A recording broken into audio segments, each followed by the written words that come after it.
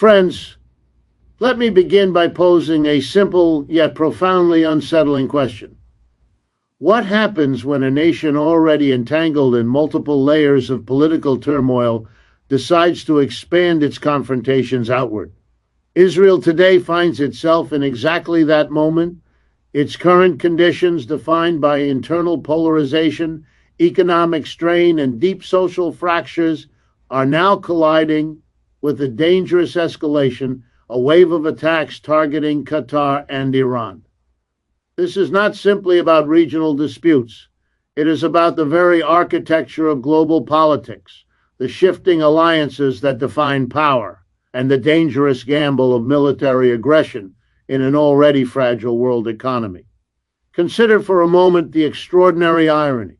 Israel facing protests and dissent at home rather than addressing the economic inequalities and social divisions that fuel unrest turns outward. The strikes on Qatar and Iran are presented as measures of security, as a defense of sovereignty. But history warns us, when governments cannot resolve the crisis inside their borders, they often seek external enemies to deflect attention, to unify fractured populations under the banner of nationalism. This is not new. It is an old tactic and it is dangerous. Now let me ask you, who benefits from this escalation? Is it the average Israeli family struggling with rising costs of living and job insecurity? Is it the young Israeli soldier asked to risk his life in conflicts far from his home? Or is it rather the political elite, the arms manufacturers, and the regional power brokers who thrive in chaos? These are not rhetorical questions. They cut to the heart of a political economy that prioritizes militarism over human need, confrontation over cooperation, and spectacle over substance. The choice of targets, Qatar and Iran, also deserves closer examination. Qatar, a small but extraordinarily wealthy nation, wields influence not through military might, but through media, finance, and diplomacy. Iran, by contrast, is a regional giant with both population and resources, and with a long history of resilience in the face of external pressure. Israel's attacks, therefore, are not just military maneuvers, they are symbolic gestures aimed at reasserting dominance in a region increasingly skeptical of U.S.-backed hegemony. Yet symbols can ignite flames far more destructive than the firepower that created them. Imagine the ripple effects: oil markets thrown into volatility, global trade disrupted, energy prices soaring across Europe and Asia. Imagine the political consequences: alliances strained, new coalitions formed, the balance of power shifting away from those who believe themselves untouchable. When Israel strikes at Qatar and Iran, it does not merely wage war with two nations, it destabilizes the global order that underpins all our economies. And let us not forget, those who will pay the highest price are not the generals in war rooms or the bankers in glass towers, but the ordinary people in Tel Aviv, in Tehran, in Doha, and indeed around the world. So I say to you, the stakes could not be higher. Israel's current conditions reflect a broader truth. When nations fail to invest in justice, in equality, in real democracy, they often turn instead toward aggression. But this aggression is not strength. It is weakness disguised as power. It is a desperate attempt to postpone the reckoning that comes when societies refuse to confront their contradictions. And unless there is a shift, unless diplomacy and accountability replace escalation and denial, the spiral we are witnessing will not end in security, but in catastrophe.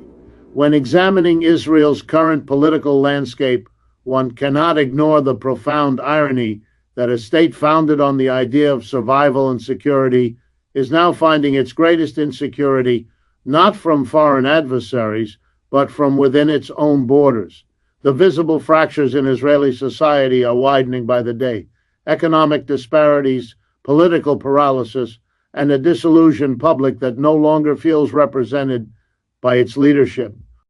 In such moments of crisis, history has taught us repeatedly that governments often look outward, manufacturing or magnifying external threats to deflect attention from their inability to address domestic turmoil. And Israel, in its present condition, is displaying that very pattern. The wave of attacks directed at Qatar and Iran is not merely a matter of foreign policy.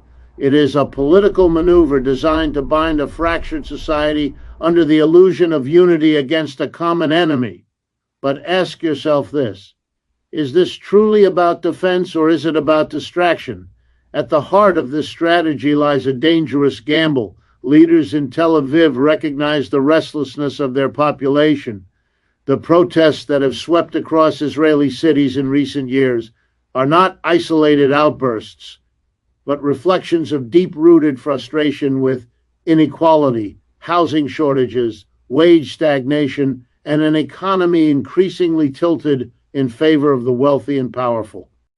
The middle class, the supposed backbone of stability, feels squeezed to the breaking point, while younger generations see little hope for upward mobility.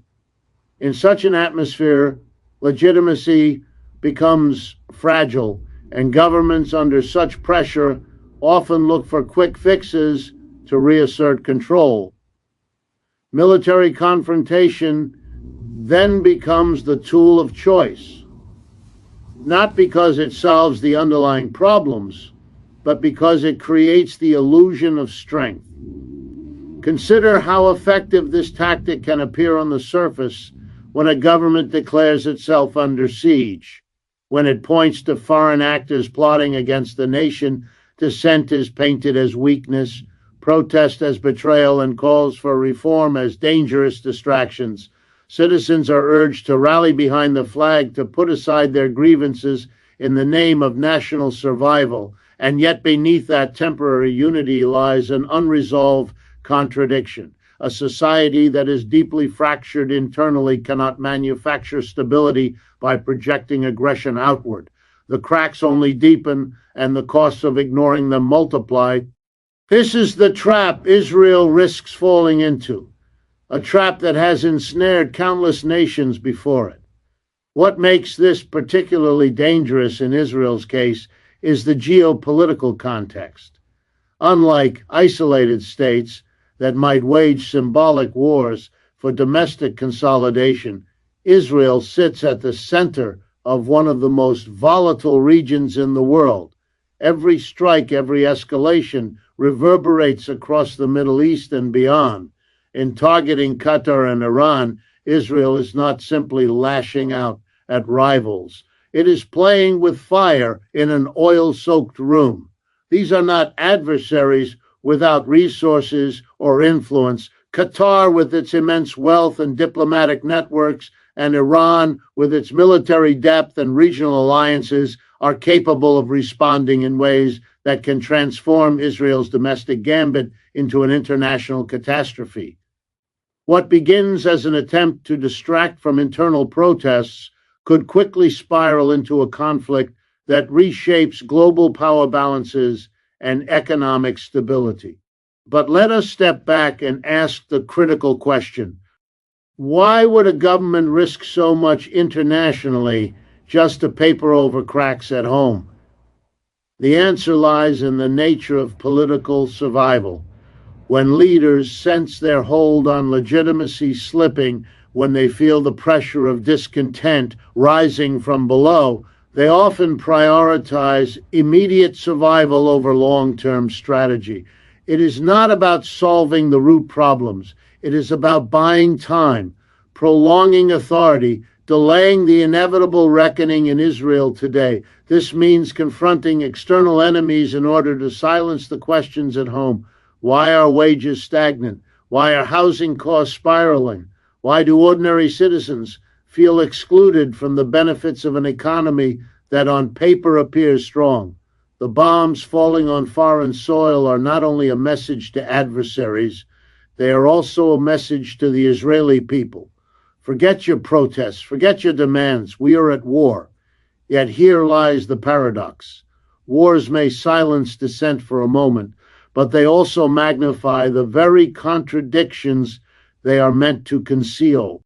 As costs rise, as soldiers are lost, as global markets react with volatility, ordinary citizens begin to ask with greater urgency, what are we fighting for? When that question resurfaces, it comes with more force than before, because the sacrifices demanded of the public are measured against the failure of leadership to address the domestic crisis that caused unrest in the first place. Israel, in pursuing this path, risks trading short-term political relief for long-term instability. So I return to the hook with which I began. Is this about defense, or is it about distraction? When a government turns to war to silence its people, when it redirects anger outward rather than confronting it within, it may win battles abroad but lose the deeper war at home. Israel's current condition reflects precisely that danger. A nation whose greatest challenge lies not in Qatar or Iran, but in the mirror of its own society. And if those fractures remain unresolved, no number of military victories will prevent the erosion of stability from within. The decision to escalate against Qatar and Iran is not an isolated act of military aggression. It is a deliberate strategy shaped by political calculation, symbolic posturing, and the need to reassert dominance in a region slipping further away from Israel's control. When a government chooses its targets, it is rarely about geography alone. It is about what those targets represent. Qatar and Iran are not simply two states in the Middle East. They embody two different forms of influence that challenge Israel in profound ways. Qatar projects power not through armies, but through financial leverage, global media networks, and diplomacy. Iran, on the other hand, wields power through sheer demographic weight, resource capacity, and a network of alliances stretching across the region. By striking at both, Israel is attempting to send a message to its citizens and the world that it still dictates the terms of power in the Middle East. But the question we must ask is whether these strikes demonstrate strength or reveal weakness masked as aggression. Consider Qatar first. It is a small state geographically, but its influence is disproportionately large. Through its vast energy wealth, Qatar has become a global investor, shaping markets from Europe to Asia. Through its media arm, most notably Al Jazeera, it has also shaped narratives that often challenge Israel's framing of regional conflicts. In a world where perception is as powerful as firepower, controlling the narrative is vital, and Israel has long been uncomfortable with Qatar's ability to mobilize opinion against it. Attacking Qatar, therefore, is not merely about neutralizing a military threat, because Qatar poses none in the conventional sense, but about silencing or intimidating a voice that amplifies dissent and challenges Israel's political legitimacy on the global stage. It is a strike against influence rather than territory, an attempt to weaken the soft power that threatens Israel in ways bombs and missiles cannot. Now look at Iran. Unlike Qatar, Iran is not a media player. It is a geopolitical heavyweight with a population of over 80 million, a vast military infrastructure, and a history of enduring economic sanctions designed to isolate it. For decades, Iran has built a network of regional alliances, Hezbollah in Lebanon, militias in Iraq, influence in Syria, and ties with Yemen that together form a kind of strategic belt encircling Israel. To Israel, Iran represents not just a regional rival, but an existential challenge, a state that openly questions its legitimacy and refuses to yield to Western-backed pressure. Striking Iran is therefore an act heavy with symbolism. It is a declaration that Israel will not tolerate the rise of an alternative center of power in the region. It is also an attempt to remind the world and its own population that Israel is prepared to confront even its most formidable adversary. But in taking such a step, Israel courts the very danger it claims to be preventing. Here lies the paradox that history so often exposes. The more aggressively a state seeks to project dominance, the more it risks exposing the limits of its power. By choosing to attack Qatar and Iran simultaneously, Israel is stretching itself across two very different battlefields. One fought with media, finance, and diplomacy, and the other with missiles, armies, and alliances. This dual confrontation carries enormous risks. Qatar, with its wealth and ties to global markets, has the ability to mobilize economic pressure in ways that ripple far beyond the region. Iran, with its deep network of allies and military capacity, can respond not only directly, but indirectly, opening multiple fronts that Israel may not be prepared to handle. What begins as a show of power may quickly spiral into a series of retaliations that reveal the fragility of Israel's position. And this raises another critical question. Is Israel's aggression truly about securing itself from external threats, or is it about asserting control over narratives and alliances that it feels slipping away? For decades, Israel has relied on a combination of U.S. backing, military superiority, and regional fragmentation to maintain its dominance. Yet today, the region is changing. New alignments are emerging, from Gulf states balancing relations with Iran to shifting economic ties with Asia. Qatar and Iran symbolize this changing order, voices and powers that cannot easily be silenced, actors who refuse to play by the rules Israel has long sought to enforce. Attacking them, therefore, is not only a military gamble, but a desperate attempt to slow down the erosion of an old order. But history warns us, when states mistake symbolic gestures for strategic solutions, they often miscalculate. Strikes meant to intimidate can instead galvanize resistance. Attempts to silence critics can instead amplify their voices. By escalating against Qatar and Iran, Israel risks transforming two already formidable rivals into rallying points for broader opposition.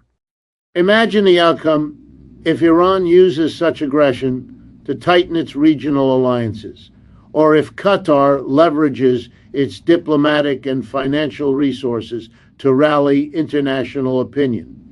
Instead of reasserting dominance, Israel may find itself accelerating the very decline it fears. So the hook must be asked again.